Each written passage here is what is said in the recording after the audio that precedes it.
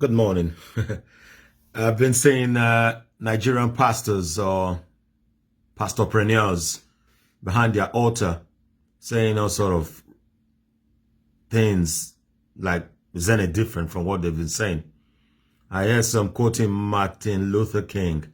Yes, Martin Luther King was like it was rightly called a reverend. He was a Baptist pastor, but you never saw him on Sundays preaching behind the altar. He never owned a church. He died penniless, by the way. Didn't have any money to his name like these private jets you guys fly around. You like to quote him a lot. He was always on the streets. Selma, you must have seen the movie. It was always behind the lines. The police batons was on his head.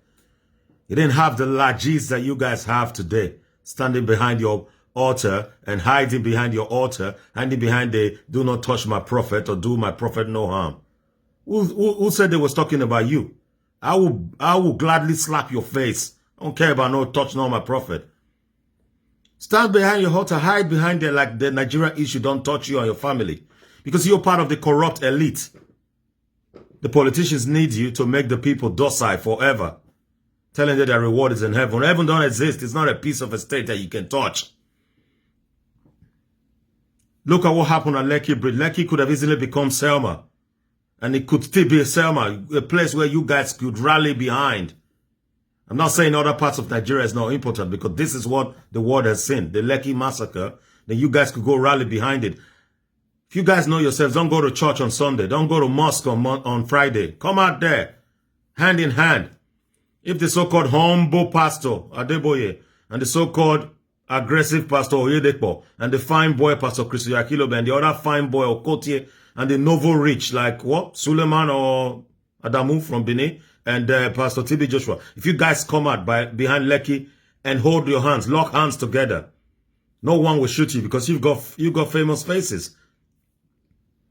Rather, you want to hang behind your pulpit and rain down hellfire and brimstone. Prayers don't work, mate. God. Like God came from Nigeria. Like God even really cared if he existed. Look, to my Muslim brothers, sisters, my Christian brothers and sisters, don't go to church on Sunday or go to mosque on Friday. Go out on the streets and lock hands with your people. Because when Nigeria becomes better tomorrow, it is better for you all. Except because you're part of the elite, you are as corrupt as the elite. You benefit from the from the present corrupt system. That's the only reason you would not stand up to fight or challenge it. You benefit from it anyway. You pastors from Fatoyinbo and all of you, you've been using police to brutalize people. You use police to protect yourself. When we accuse you guys of rape, you use police to intimidate. So having a sass, an aggressive and brutal sass, does you guys very good. So you really don't want to see that stop. Yeah, you're corrupt from head to toe. You don't ask the right questions. You hide behind your pulpit. I wish Nigerians would wake up. Maybe they're waking up. You should be their next target, the places of worship. The churches, the mosque, you should be the next target. After they finish with the politicians and the police. Because you prop up the corrupt system. Just like the local chiefs and the Obas and the so-called traditional rulers, the Emayas, the Gwangwoma, or whatever you call yourselves these days, the Igwes. In 2014, when my mom died, due to some due to some flimsy excuses given by the traditional rulers from my state, we couldn't do the burial. Food wasted and all of that. I remember I wrote a critical article. I was advised to put it down because, oh no, you've touched nerves. I said it that Obas, kings and Igwes and whatever you call them will be attacked one day in Nigeria.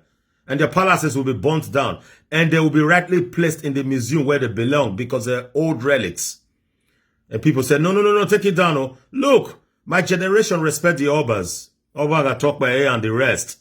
Because our generation know them. But take this as a warning. The generation after us and after that, they don't know you guys. This social media generation.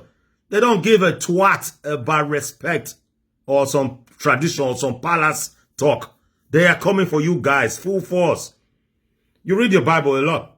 The Israelis, they became too comfy in Egypt, right? With the Pharaoh. They struck a deal. I think that deal was with Joseph, Potiphar time, you know?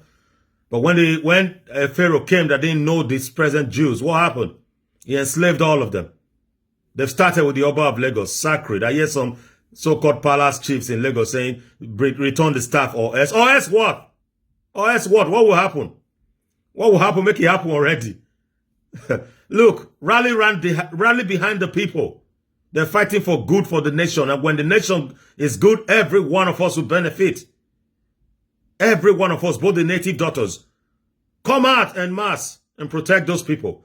When Adeboyes, the Oyedepos and the Chris's, Oyakilomes and Okotie stand behind the Fatoyimbos, the Adefarasi or wherever.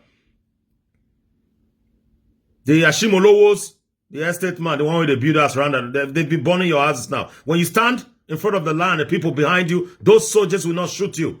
When they call the governor of the state and say, look at the people behind or standing in front of these people, they will order them not to shoot. Right, you want to hide behind your pulpit and be preaching lies. COVID chased you guys in. I hope this one chased you out forever. Jude speaks.